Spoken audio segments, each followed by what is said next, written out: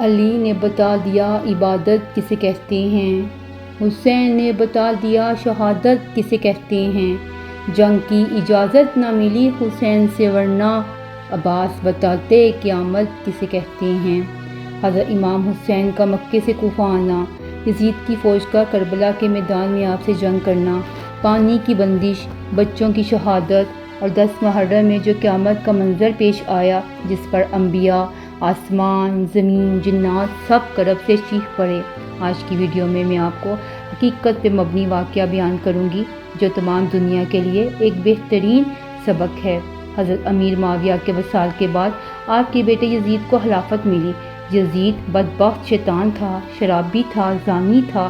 یزید جانتا تھا کہ ان کی خلافت کو حضرت امام حسین کبھی قبول نہ کریں گے۔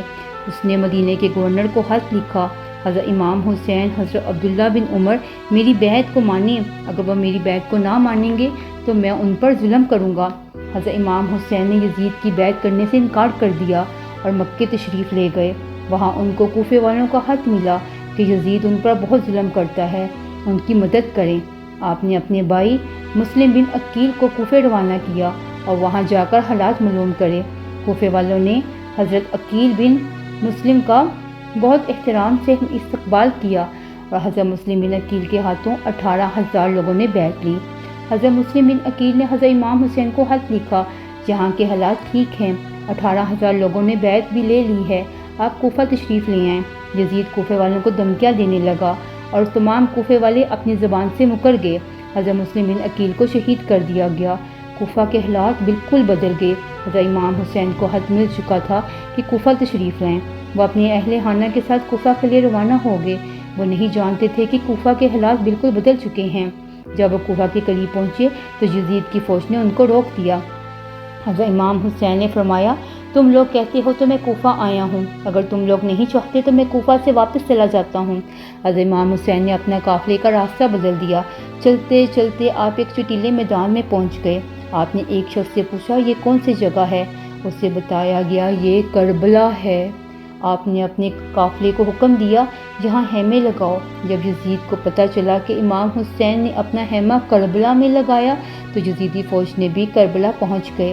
یزید کی فوج کے سپہ سالار ابن سعد کر رہا تھا۔ حضرت امام حسین نے ابن سعد سے کہا، تم مجھے یزید کے پاس لے جاؤ یا مجھے مکہ واپس جانے دو، لیکن ابن سعد نے ان دونوں باتوں سے ماننے سے انکار کر دیا اور آپ کو مجبور کیا کہ یزید کی بیعت کریں، باطل کا ساتھ دیں، لیکن آپ نے انکار کر دیا۔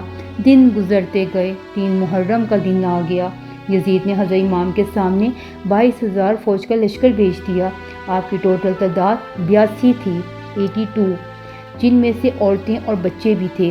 حضرت امام حسین کا اتنا خوف تھا کہ 100 گنا سے بھی زیادہ لوگوں کو ان کے سامنے بھیج دیا گیا۔ یزید کی فوج کے حوصلے پست ہو گئے۔ آخر میں یہ فیصلہ کیا گیا کہ حضرت امام حسین کو ہرانا ہے تو پانی کو بند کرنا پڑے گا، تب ہی ہم ان کا مقابلہ کر سکتے ہیں۔ دن گزرتے گئے، 7 محرم کا دن آ گیا۔ کربلا میں پانی کا کوئی انتظام نہ تھا سوائے نہر فرات کے۔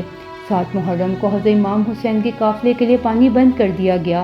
حضرت امام حسین اور ان کے جوان پانی کی پیاس کو تو برداشت کر سکتے تھے، لیکن بچے اور عورتوں کا برا حال تھا۔ یزید نے فیصلہ کیا، 9 محرم کو حضرت امام حسین کو شہید کر دیا جائے گا۔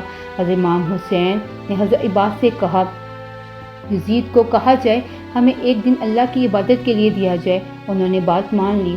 حضرت امام حسین جان چکے تھے یزید ان کو قتل کرنا چاہتا ہے، اس لیے انہوں نے 9 محرم کی رات کو اپنے خیمے والوں کو جمع کیا اور فرمایا، یہ بات طے ہو چکی ہے، ہم سب 1-2 دن میں شہید ہو جائیں گے، اس لیے جو واپس جانا چاہتے ہیں وہ چلے جائیں۔ حضرت امام حسین نے تمام دیے بجھا دیے تاکہ کوئی بھی جانا چاہتا ہے تو بلا جھجک چلا جائے۔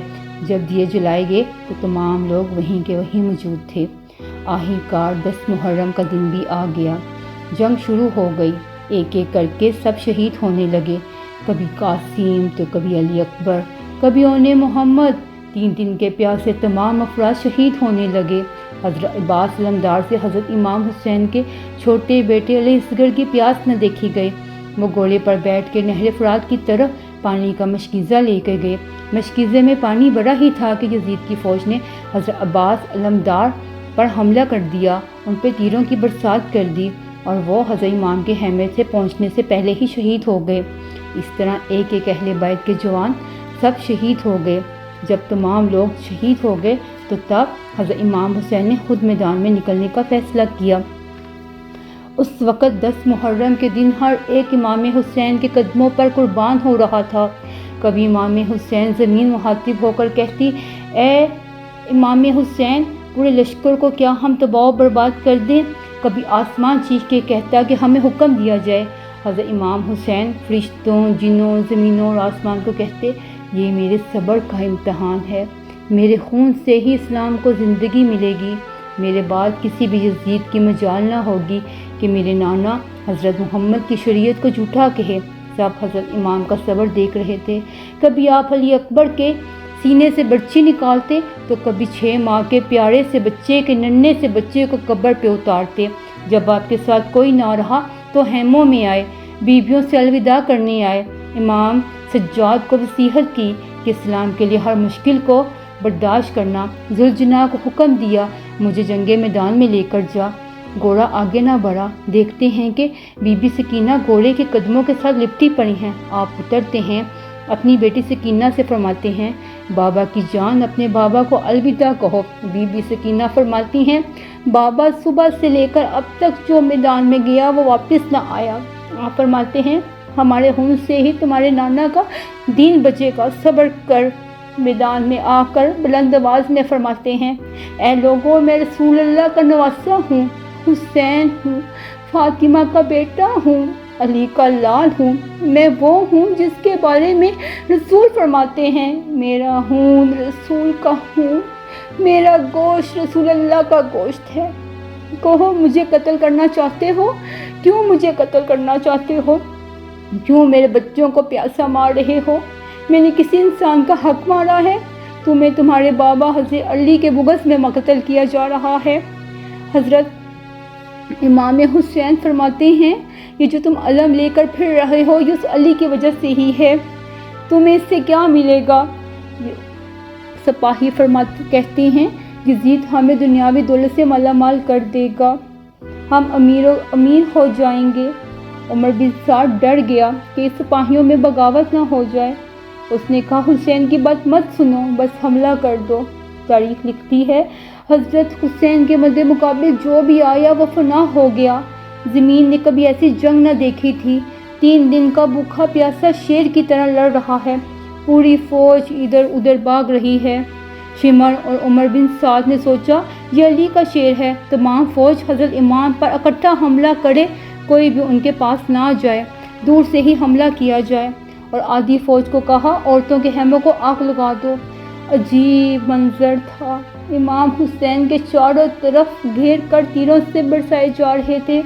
امام حسین کبھی خیموں کی طرف جاتے، کبھی سپاہیوں کی طرف آتے۔ اس وقت غیب سے آواز آئی، اے حسین، تیرا اللہ تجھ سے راضی ہو گیا۔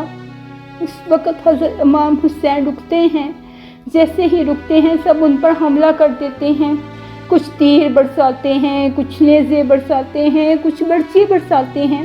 جن کے پاس کچھ بھی نہیں تھا وہ کربلا کی گرم مٹی پھینکتے ہیں۔ آپ کے جسم پر اتنے تیر نہ تھے کہ آپ کا جسم مبارک دور سے نظر ہی نہیں آ رہا تھا۔ عصر کی نماز کا وقت ہو گیا، آپ نے نماز پڑھنا چاہی، جو ہی سجدہ کیا تو زمین پر سجدہ نہ کیا، تیروں کے مسلح پر سجدہ کیا۔ یہ منظر دیکھ کر تمام انبیاء رو پڑے۔ شمر نے حکم دیا، حضرت امام حسین کا سر جسم سے الگ کر دیا جائے۔ جو بھی آپ کا سر قلم کرنے کے قریب آتا ان کو رسول اللہ کا چہرہ نظر آتا، وہ چیخ کر دور چلا جاتا۔ شمر نے کہا، یہ کام مجھ سے ہی ہوگا۔ آپ کا امامہ سر سے اتار کر پھینکتا ہے، آپ کے گلے پر تلوار رکھتا ہے۔ شمر دیکھتا ہے کہ حضرت امام حسین کے لب ہل رہے ہیں، وہ سمجھتا ہے یہ ہمیں بددعا دے رہا ہے، اس کے سارے خاندان کو جو ہم نے قتل کر دیا۔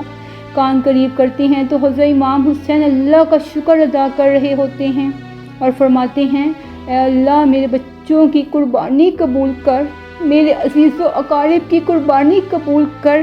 تیرا شکر ہے تو نے اپنے پیارے رسول کے نواسے حسین کو اس عظیم امتحان کے لیے چنا، میری قربانی قبول کر۔ سلام علی محمد پر سلام رسول کے خاندان پر۔ شمر نے آپ کا سر مبارک آپ کے تن سے جدا کر دیا اور سر مبارک کو نیزے پر لٹکا کر پورے کوفہ میں گھومنے لگا۔ عورتوں کو قیدی بنا کر کوفہ لایا گیا۔ اس دن حضرت امام تو شہید ہو گئے، لیکن آج بھی پوری دنیا میں قیامت تک کے لیے زندہ ہیں۔ حق آج بھی بلند ہے اور باطل کا کچھ پتہ نہیں۔ یزید ڈوب گیا شام کے اندھیروں میں، حسین چمکتے ہیں روشنی کی طرح۔ شکریہ۔